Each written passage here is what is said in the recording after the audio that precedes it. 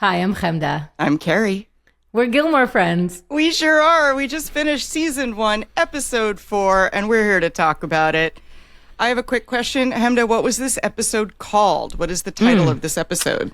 I do have that information, and now I'm not you're allowed to know because there's spoilers in the titles. What was the title? The title was a total spoiler, The Deer Hunters. Oh, Deer Hunters. I think it's a play on a movie.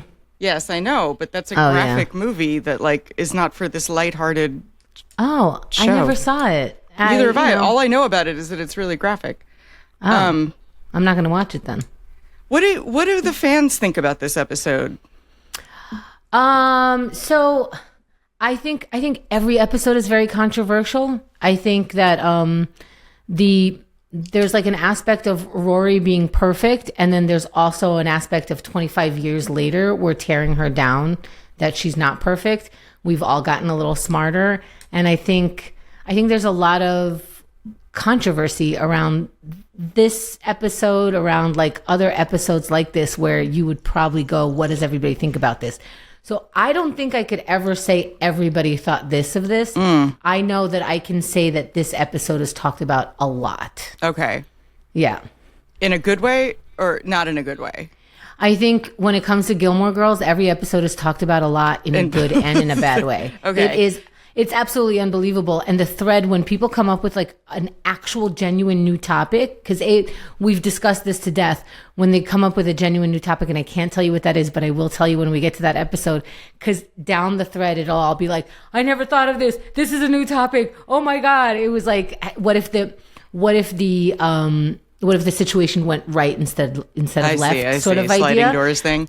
And I was like, oh, I didn't think of this possibility. That Lorelai is imagining Rory? No. That Rory is a figment of Lorelai's imagination. Rory is her redo. Yes. Of her actual life. Yeah, it's her psychotic break, and she's in a mental institution reimagining what her life should have been. Carrie, with the mother that she wishes she had. I don't think I've ever heard this one. That's my new Correct theory. Me if I'm wrong. I'm sticking with it. Dude. The reason I ask is I did not enjoy this episode because I thought it was really boring. I don't want to relive high school, and I know this is not the show for you, but I didn't want to relive this much of classroom high school.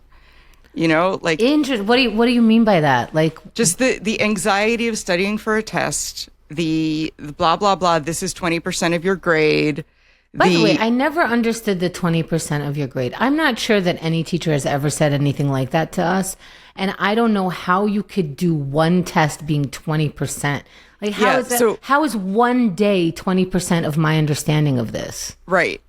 I definitely had that in college, where each midterm was a certain percentage, and then each final was a certain percentage. Yeah, but that's because they couldn't pay attention to everybody. Right, and the final was 20% of the grade. So if theoretically, if you've been doing well the whole, but whenever I would see that, I'd be like, okay, so if I don't take that test, then all of the other ones are weighted heavier, and I just need A's across the board. And then if you miss that test, the first thing you do is say, can I do some extra credit to make up for the 20% deficit in my grade? Were you this anxious in high school? Did you really care this much? No, I didn't. But if it mattered. Why is this so, did you get good grades, and were you upset like Rory and an A-? No, I was not. I got medium to good grades. And I, not to humble brag, but I didn't try all that hard. If I could do very minimal effort and not really give a crap and still get a B-, that was fine by me. I think here's the trick is to for me, the trick was I know which class I could just not care about. I know which teacher can be kind of pushed around. Oh, well, mine was I like certain topics. So that too. Biology, I rocked it. I got an A+, or whatever the top thing you could get. I got in biology. English, I always did very well on. So And, what's like, making you so anxious about being in the? It wasn't that much in the classroom. No, I know, but just that the anxiety of studying for a test that like you don't feel prepared for is like visceral to me. Like I hated that feeling then. I hate being reminded of it now. Oh, you're gonna be under pressure in this TV show. Oh yeah, is it like? Well, I mean, I'll try to like relax a little. I also thought, okay. Oh, I meant to Google this between when we watched it and now. There was a couple of notes. We noticed that in the opening shot, there's far too many Post-it notes in the store to support this town. Like, this town is basically at Post-it note headquarters. What's interesting is they're going school shopping, and I have to like. There's a lot of, I think, in this show, a lot of just imagery just for us. All those Post-its were for us. Right. They're symbolic of like school supplies is like the symbol of school supplies is like mountains of Post-it notes. Did your parents take you school shopping? I think so. Well, my mom, yeah. My mom did all the school things. I never got taken shopping for supplies. What does that mean? I would just go get them. I would just go buy them myself. I don't need mom for that. Oh, in high school. Yeah.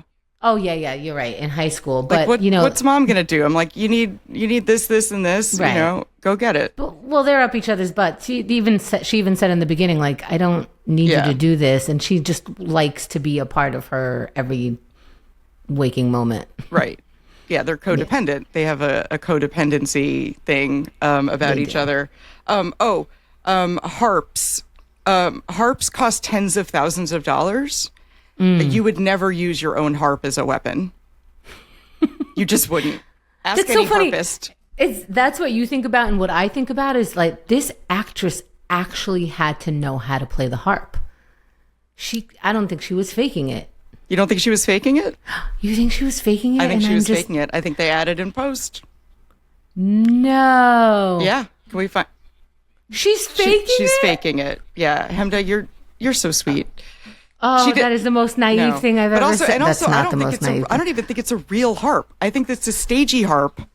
Who am I? Because real harps, for realsies, take years to make, and they're thousands and thousands and thousands of dollars. I'm so upset with myself. Yeah. No, it's okay. When I see someone mistreating a harp on screen, I'm like, that would never happen. Like God, could we double check that information? Let me just talk to. Could we double check that information? Did she really not play the harp? I'm very upset about me. Also, getting can we find out what an average harp costs? Because I forget. I knew at one point, but they're not cheap. A real one. Yes. Okay, then the B plot of this episode was risotto. Yeah. And I thought that was so boring. I'm so sorry. I understand that. I don't care about Sookie's magic life-saving risotto. Why are we meant to care about this? Because she's having a struggle? Like we ran out. Sookie is the most goofy character that they came up with. Oh.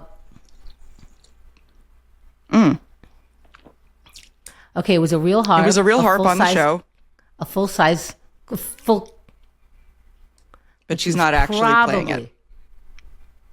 Right. She's fingering the things, but they add the real music later.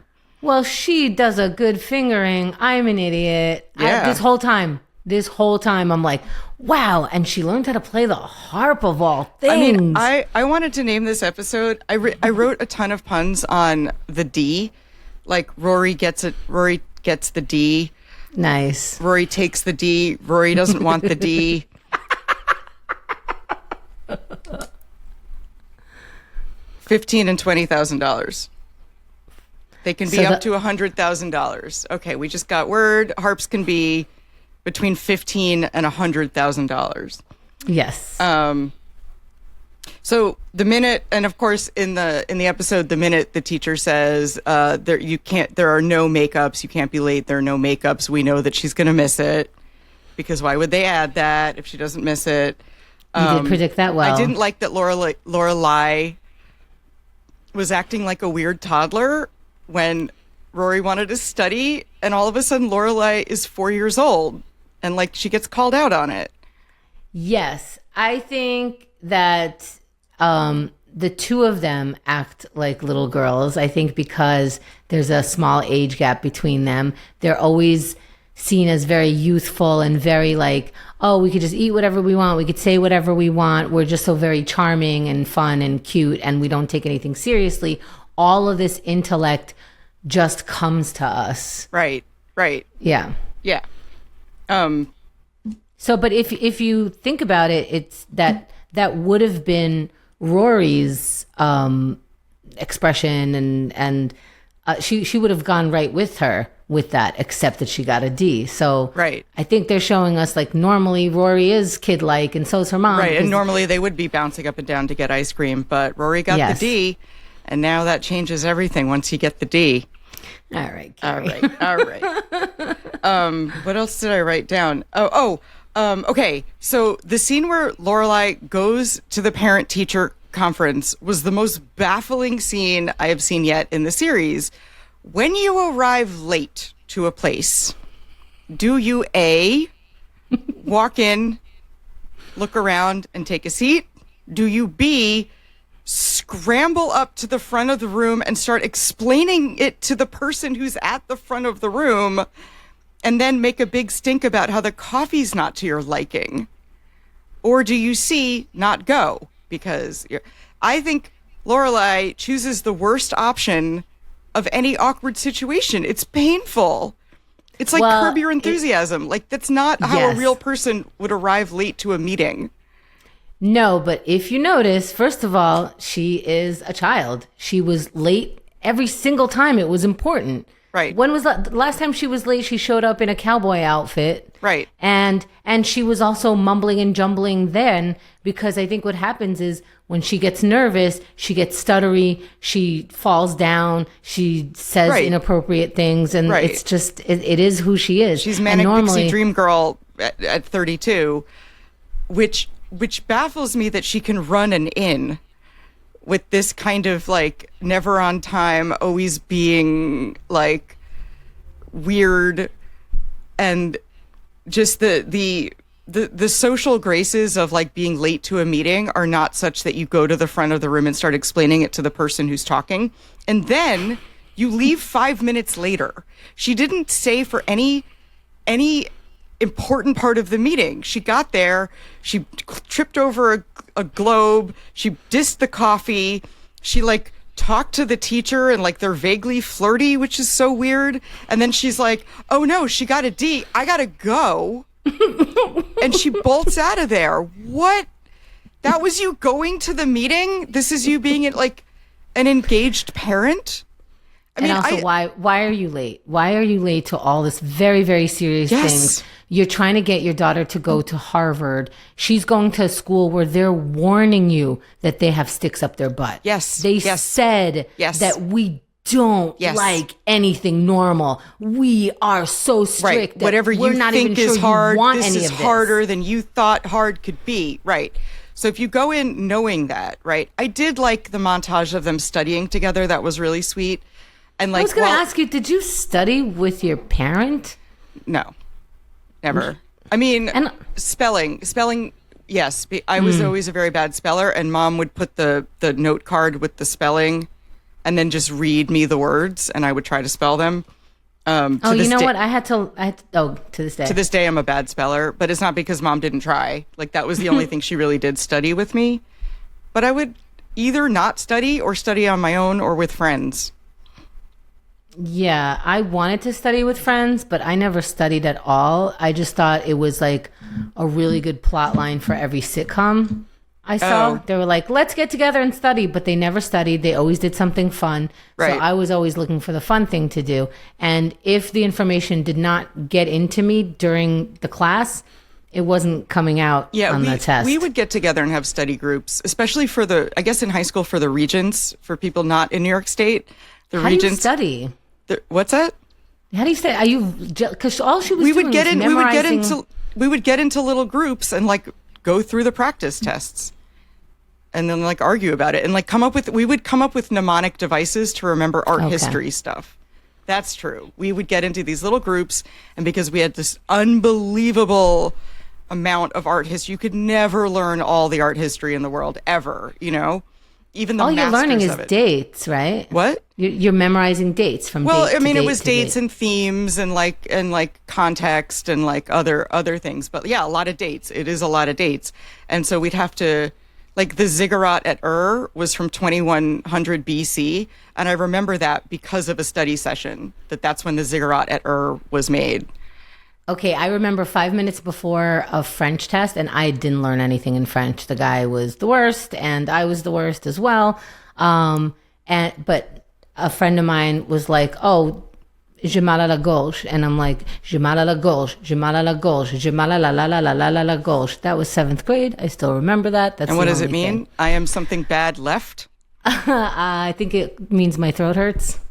Oh, Je mal à la gauche. I thought gauche was left. Gauche. Gauche. I could be saying it wrong. As opposed to droit, which means right. I also did Carrie not do paid well attention. in French. I just sang songs. Yeah. I mean, we made up songs too. I memorized Shakespeare, like putting it to music. So I memorized Shakespeare and I still know it. See, very I strange. know. Me too. Yeah. Let's do that. All right, off mic. We'll do our Shakespeare sonnets When at we're each really other. having fun. Yeah, But yeah. okay, so Okay. so them studying up late night is very sweet. Rory falls asleep on her books, which I've only ever seen on screen. That has never Yes. happened to a real person ever, where you fall asleep on a pile of books. And Never heard also, of that. did you do your homework on the kitchen table? I didn't do homework. Did anyone do homework or work on the kitchen table? And I'm talking about if you have your own room with your desk. Of course, that could be the only surface in a lot of homes. Totally cool. But if you have maybe this is for the audience because you're saying no. Did you do your work on the kitchen table? That always seems like if anyone's interrupting you, and even now, if I do work at the kitchen table, I understand that I live with someone and he could at any point just go, "Hey, what you doing?" You can just flip the table over. I'm making myself You're not open. working now. This I is need where we eat. attention. You know how men are. Pay attention to me. That's why I don't live with a dude, because they just flip tables when they walk into rooms. It's terrible. That's why I do live with men. But you have an office and a desk, and you still work on the kitchen table? Now you're just No. showing off. No, I don't. Okay. But if I did, I would understand that this is like easier work that I could be interrupted by. That's, I don't know. Yeah, I didn't do homework at home. Where did you do it? On the bus on the way to school. How long was that bus ride? I don't know. 5 Oh my minutes. God, you're so much. We're going to find some stuff about what happened to you in high school. No, okay. but- So that was junior high school was the only time I rode a bus. Only 1 year did I ever get like a school bus to school, and that was 6th grade. By high school, I probably did homework on the subway, on the 7 train. Ooh, I busy was train that to kid. be. And then before school, You got a seat on the 7? because we had to get up. We had to be at Oh, school yeah. by 8 a.m. So I'm on the 7 train by 7 a.m. And then I would get to school super early because I rode in with my friends who didn't go to my same school, but I wanted to ride the subway with them. So I would do homework before class, like in the morning before class. My home, and I stand by this. I think homework is violent. I think is it like an oppression? Like, it's not bad enough that you have to sit in school all day and like pay attention. They give you more stuff to do when you get home. I agree. It's if you couldn't get this in horrible. me while we were there for 40 minutes every time, every day, that's on you. Yeah. Leave me alone. And like I didn't mind studying for tests as much as I minded homework, and I didn't mind doing research projects or dioramas or any kind of other project. Ugh. I did not mind. It was the homework that I hated, specifically the busy work. My God. The mindless day-to-day busy work of homework, I think should be outlawed. It's stupid.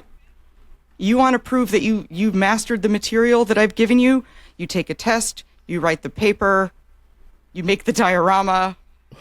Carrie for president. I'm Let's saying, go. this is my platform. Yeah, I see that. Vote for me. I hate it. So How about though going to school where they're so snotty and they warn you about it, and they keep showing you over and over again, you are getting bullied with quotes of Shakespeare. Yeah, I know. That bullying scene was hilarious because she had to memorize that and then deliver it like it was real. Yes. Yeah. So she leans over. She's like, how am I going to bully this girl? This is the mind of another 16-year-old, presumably. She's like, I'm going to bully this girl. I'm going to lean over and like say Shakespeare in her ear. Like they're flirting. Like they should make out. You know what I mean? That's not a good bullying technique, bullies. No, you could just get up and walk away from your play. It's just so weird. So have you ever fallen asleep on your books while studying?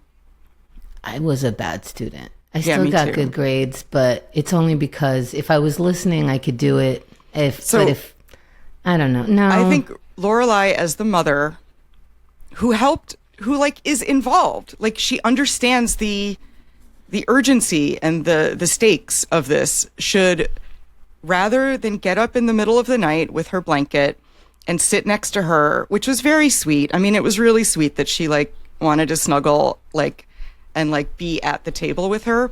But while you were up, set an alarm. Yeah, I think that every episode establishes how bad of a parent. How irresponsible she is in certain regard. Right, but this had such high stakes. Yes, and they're also very much trying to show us that she's just another kid. Right. Babies having babies. Babies having babies. I felt so bad, that panicked feeling when you wake up late for the very important thing. That worst. Anxiety stressed me out. I've been there. I'm surprised you can, and I get why, but to let a 16-year-old drive when she's in that state of mind is very scary. It's 20 minutes away, but I think 20 minutes is a long time for a kid. It sounds like it's on a highway. Except that then she's on a rural road, an unpaved road between Stars Harbor, Stars Hollow, Stars Hollow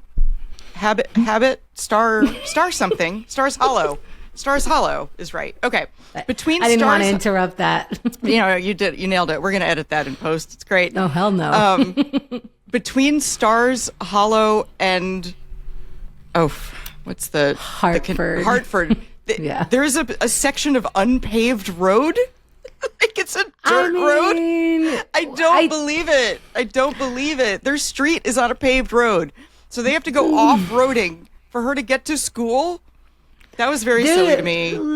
It is very silly, and we kind of Hartford is not that far from New York, so we kind of know the way to Hartford. Yes, and it's mostly highway. Hartford is not a rural town. It is paved roads.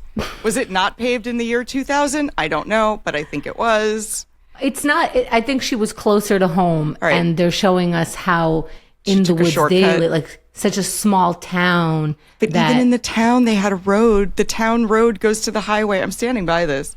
But anyway, she goes off-roading for a minute in a Jeep, and a deer smacks into the side of the Jeep. And then she wants to get out and look for the deer, which I understand as an animal lover. Have you ever hit a deer or been hit by a deer in a car? No. Driving?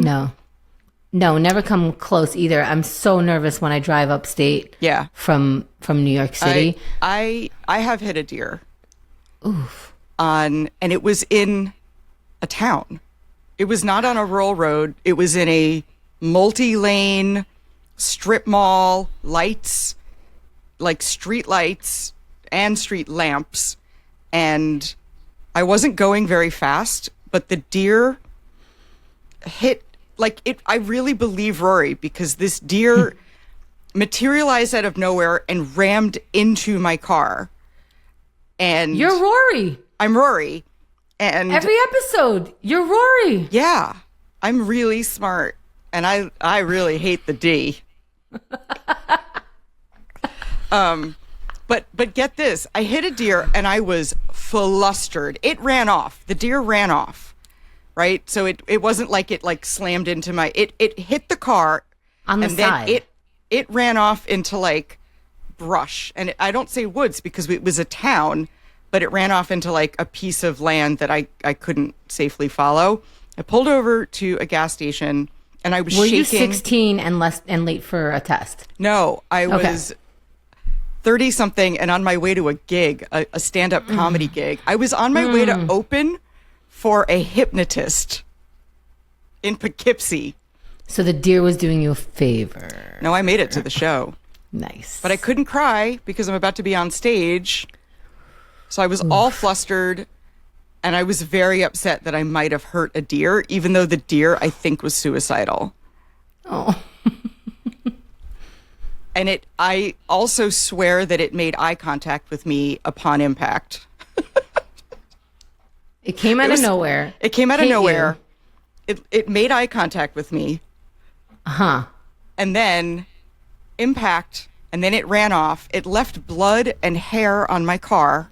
Oh. And dented brutal. the door such that the passenger side front door could not be opened.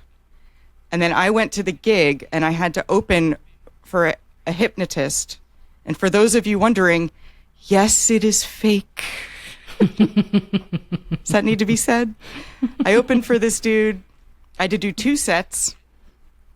I think I made like $100. Like, it was not worth it, like, at all, for all that driving.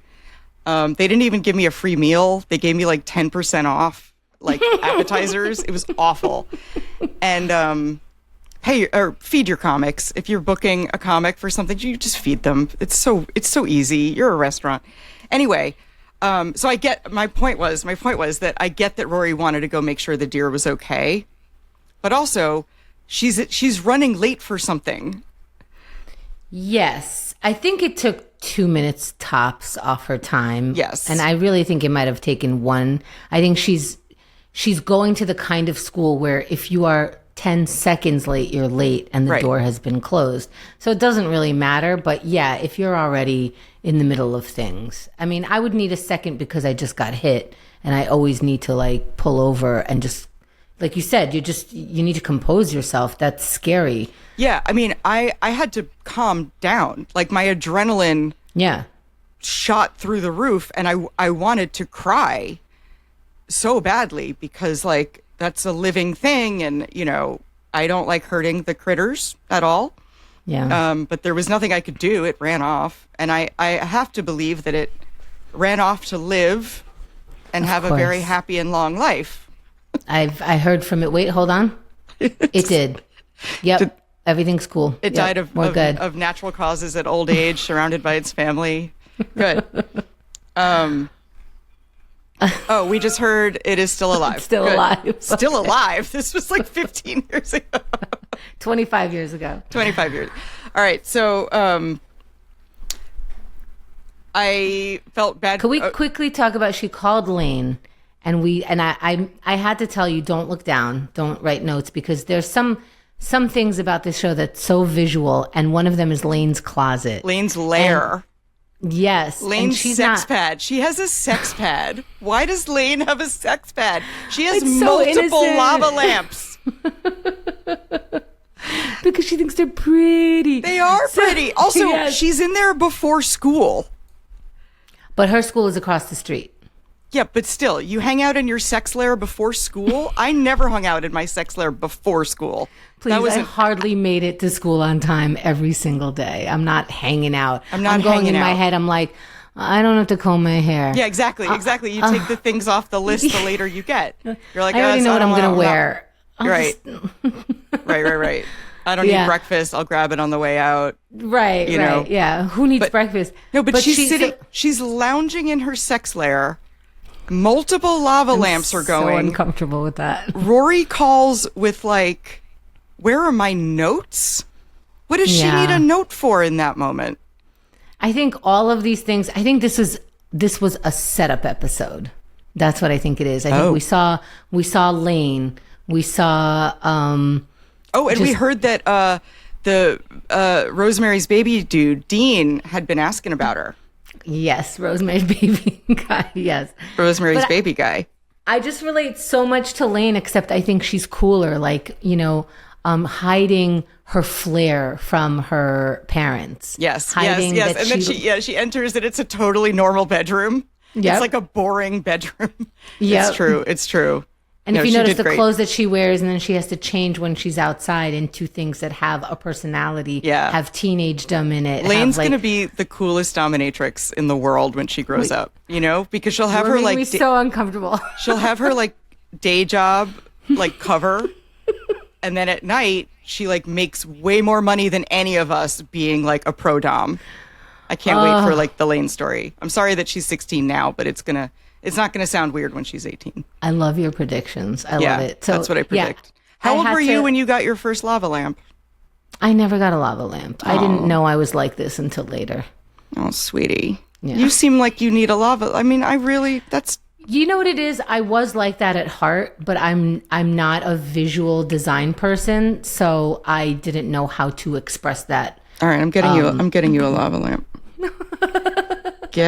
I am a lava lamp now. You are a lava lamp person, though. I know. It is like, if I've ever met a lava lamp person, it's you. I developed into my person, though. I had to buy one for myself as an adult. It was pretty sad, but I finally saw one, and I was like, God damn it, I'm an adult. I can buy a lava lamp if I want.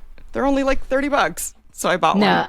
I understand that, like, you know, people think I'm vegetarian sometimes. They think that I have lava lamps. They think I own a lot of tie-dye, you know, but it's, no. You do have a beanbag vibe. Like, most of your chairs are beanbags. You just... Never had a beanbag. Really? I know. Yeah, and I'm the uptight one. I'm the one with the lava lamp. Huh.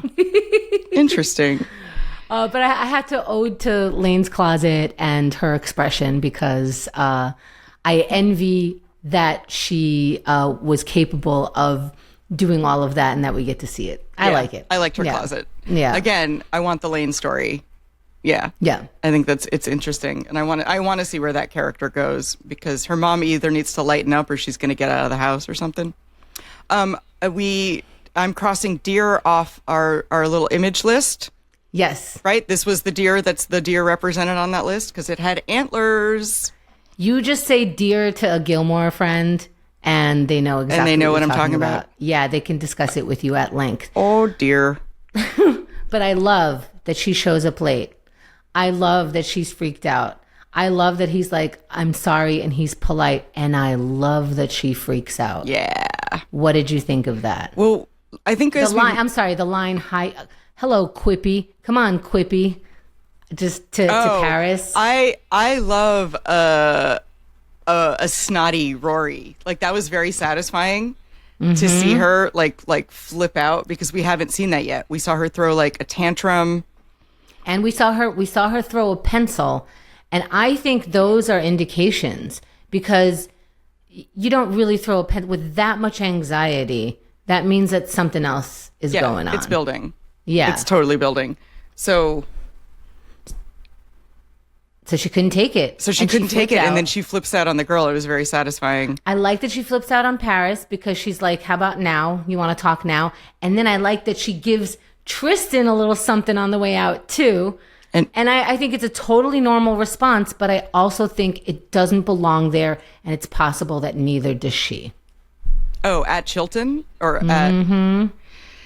Yeah, I mean...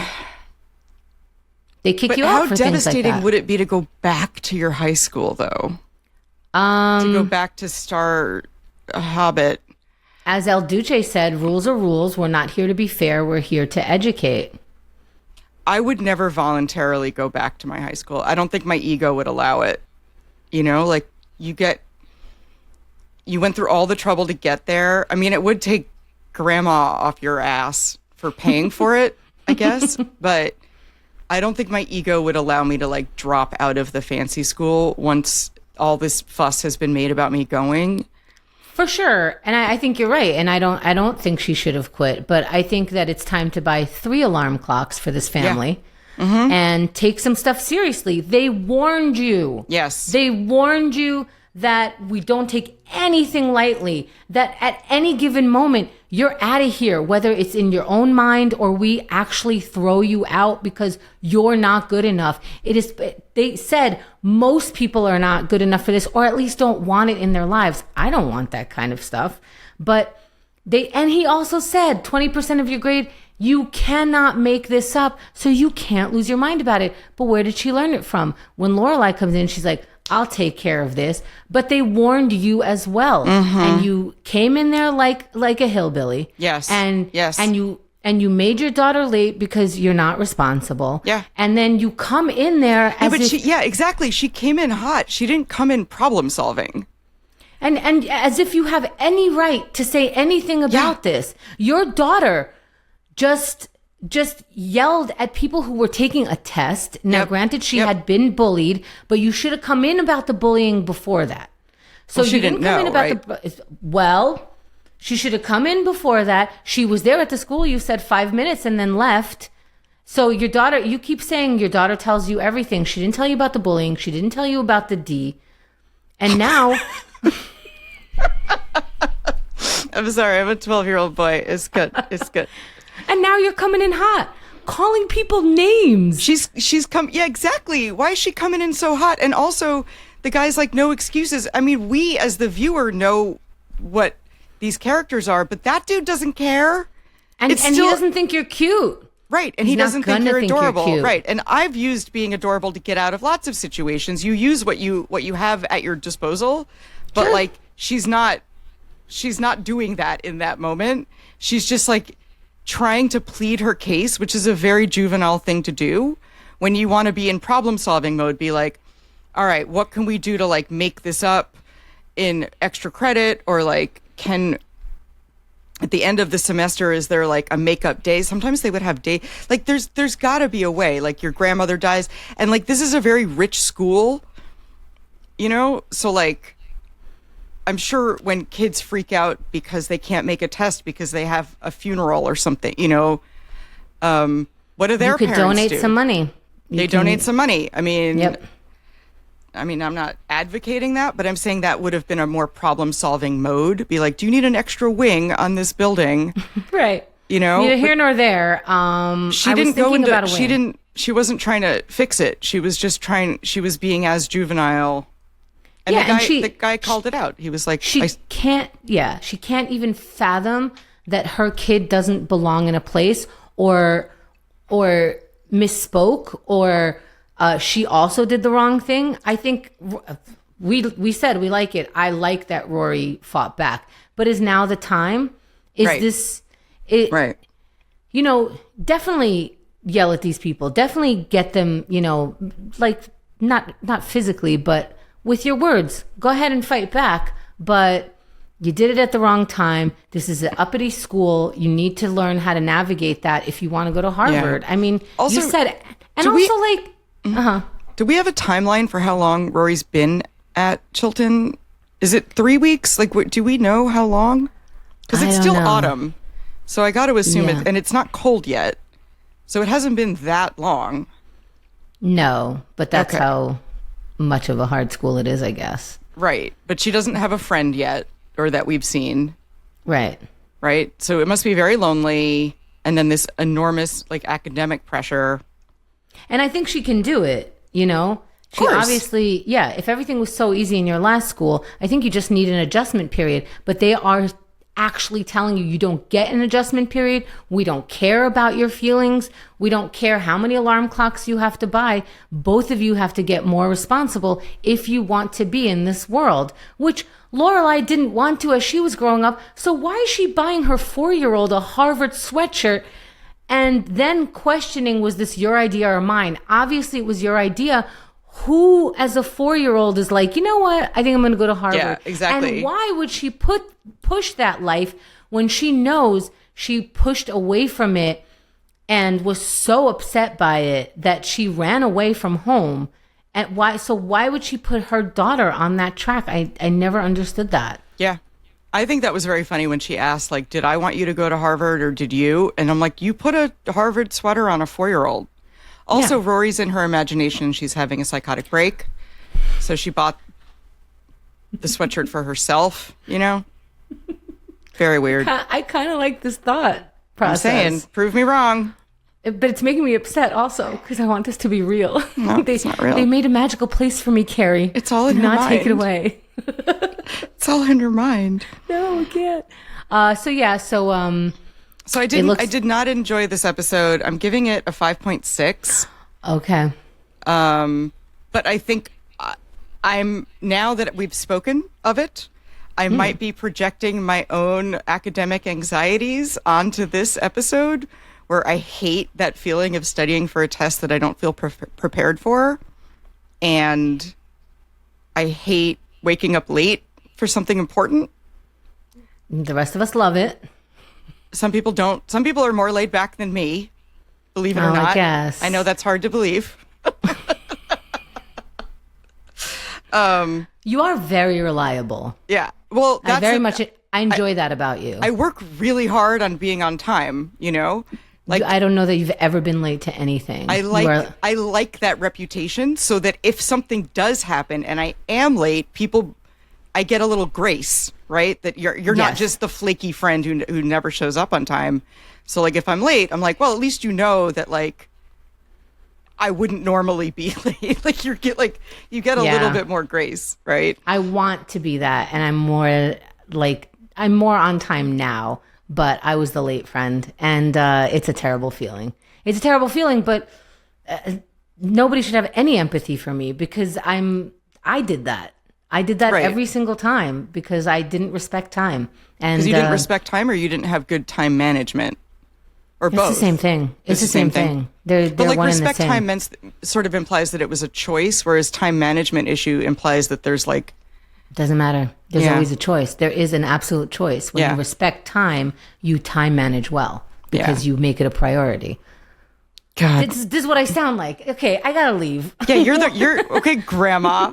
When I was in college, I worked at a bakery, and the bakeries famously open very early, and I had to get there at 5 a.m. And that I'm not a morning person, so in order to not be late, I would stay up to go to work. Every time? Not every time, but more often than not. It was easier to stay up. This is the energy of someone in college, right? I would go to class all day, have a night, stay up from that night, go to work at 5 a.m, work an 8-hour shift, and then go to class in the afternoons. I would do that if I went out in high school on a Thursday night, because I'm like, we're getting home at like 4 a.m. I might as well stay up because I'm going to be on that bus. Because if I fall asleep now, I'm never waking up. That's what my thing was. There could be 3 alarm clocks. Yeah. I was like, 7 alarm clocks isn't going to do it. If I fall asleep at like midnight to get up at 4 a.m, it's not happening. This is weird, degenerate math. I don't do that. I don't do that now because I'm old. I'm going to die. You heard what a grumpy dork I am just now, giving myself a lecture Give from like yourself 20 a years lecture. ago. Chemda, you don't respect time. I know, but I just wanted to hang out. So here comes some trivia. This is from episode 4, The Deer Hunters. Okay. It's a weird title. Why did they name it that? Yeah. So far, I mean, I get the reference, but like, still why? I think just because it's because there's such a reference show that maybe everything's a reference. I don't know. I need to forgive a lot. Like there's some you'll see. Original air date Thursday, October 26th. The year is 2000. Were any deer hurt in the filming of this episode of Gilmore Girls? No. Yeah. Is that like an almost crying like there better not have been, or I stop watching this show right now? No, it's that I can't imagine that a deer was injured in the filming of this. No, that's true. The deer collision scene was filmed on the Warner Brothers backlot with a trained deer wrangler and a controlled vehicle shot. Whoa. The deer was not harmed. It was essentially a quick cutaway gag. Yeah, I mean, because at first we only see his antlers, and that could be on a 5-year-old child with But it antlers. was a real deer. But yeah, we only know it's a real deer when it runs. But like upon impact, we don't see the deer. Yeah, and they didn't have such good CGI back then. Right. And they don't have a budget, which is why they're probably... I would rather think that this was before we had any sort of ethics in like animal wrangling, and they had to kill 45 deer to get this shot. Be like, I'm sorry, we had to kill 45 deer to get the shot where you can't even see the deer make impact for an episode of Gilmore Girls. For me, I would think if people knew that, this show would not have as dedicated a fan base. Like, it was the 2000s. We didn't care about animals back then. No, you can't hurt care animals. about anyone. No, you can't. Yeah. All right, we have, why wasn't Lorelai going to take this role? Why wasn't, Lauren Graham, who plays Lorelai, she wasn't going to take the role. Really? Mm-hmm. And why? Mm-hmm. Because it didn't pay enough. Nope. She actually loved the role of Lorelai. She connected with it right away, but she wanted to do the right thing. She had she was waiting to hear if a show that she was a part of was going to renew. The show was MYOB. Never heard of that. Have you? Mm-mm. I read somewhere that it was obvious to everyone else that this show was not going to renew. And she was just like, hey, I got to do the right thing. I got to wait until we hear that it's not going to renew. And they waited for her. Wow. NYOB, huh? All right. MYOB. M as in Mary. M as in Mary. As in Rory. Why did Rory's emotional breakdown in the classroom feel so real on screen? Why did we love it so much? Oh my God. Was it real?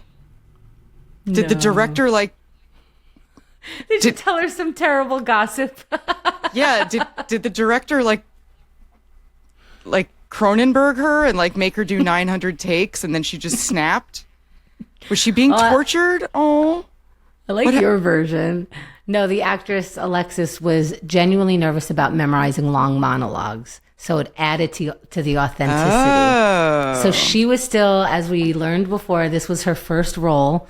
But later she wins an Emmy for Handmaid's Tale. So she was in Handmaid's Tale? Handmaid's Tale. Yeah. Who did she play? I never saw that, but I always... Oh, I've seen it. I know who she is, but she's older. she's Oh, you didn't have that reference when you watched it. No, I didn't everybody realize. Else who watched it was calling her Rory the whole time. I did not realize that. I had no idea why that's why, but I know who she is now because of the eyes. She's got them giant blue eyes or gray, oh my God, gray blue you are eyes. The only one who got to watch Handmaid's Tale without knowing that was Rory. I had no idea. Oh my God. I have to rewatch Handmaid's Tale, which I'm not going to do because it's not that good. But I never saw it, but I heard it was amazing. The first season's fine. And then it's just what's her face quivering for 3 seasons. It's terrible. Wow. Well, don't tell anyone I said that. Don't tell anyone. We should cut that out. Edit that out. Yeah. Just I'd rather say that deer were hurt in this episode. I don't know. So many deer were hurt. People are going to come after you. 6,000 deer were murdered to get this one shot of Rory hitting a deer. I did not realize it's the same actress in Handmaid's Tale. Oh my God. Handmaid's Tales. I know. I ruined the title of that every time. But that's so funny. Yeah. What was the question? Oh, because she was nervous about memorizing monologues. But that makes sense. She did it so well. Yeah, she did great. She did really good. So her nerves just got apparently if you're nervous, you act better. Yeah. Well, they're always use it on stage. Yeah. Use that nervous energy. Like when you do stand up and you're really nervous, they're like, take that energy on stage. I'm like, yeah, because audiences like nervous. Yeah, maybe they do. Makes it relatable. Mm-hmm. Yes. Try it. I'll try to get on stage and be like, I'm so nervous. Yeah. All right, so that's the end of our Handmaid's Tale review. Yep. I'm sorry that this episode wasn't I still like the series. I would still, if I were on my own, I would still watch I'm still invested in the characters. And you're not getting to binge. So if you got to binge, this episode was just another marker, This is the hardest thing for me about doing this with you is that I'm not allowed to binge because I really want to see what happens next. And I'm watching other shows. I have almost pressed play on Gilmore Girls so many times. I'm like, no, I'm watching it with Carrie. Well, you don't. You could watch it again. No. Well, no. People break up over stuff like this. We have to remain friends. Okay. Oh, I'm right. working hard. Yes. But as you told me that if we didn't remain friends, it would just make for a better podcast to have two people who hate each other talk about a show.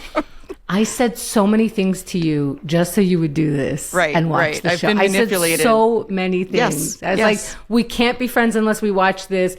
We need to watch this, and it's possible we won't be friends after. I mean, it was, I don't know how I got you to do this, but I appreciate it. And Yeah, you promised that a hateful podcast would be great. Very You guys, listenable. we're still friends. But now we're Gilmore friends. Now we're Gilmore friends. But yes, I would watch episode 5. I didn't love this particular episode. Again, I think it's possibly because I have trauma from not being a good student. God. Well, keep watching with us. I'm excited they dropped hints about Dean coming back on the scene. I want more Lane. We didn't see any Patty this episode. Boo. So many characters. And I don't care about risotto. That was another thing. I did not like the B plot. Meanwhile, all I want is risotto now for dinner. Yeah, seriously, I'm gonna go get some risotto right now. Yeah. Okay. Oh, and don't drink Riesling with risotto. I don't know what that is. Riesling is like a very sweet German wine. It's too sweet to have with dinner. So she usually, was right. Especially if something's savory. To I'm saying these are the rules. I was raised right. You know. This guy's trash. Clearly, she should have stalked him. Yeah. Okay. Yeah. All well, right. Don't watch the next episode until we record again. See you later, Gilmore I'll see friends. you on episode 5. Bye, everybody. We did it.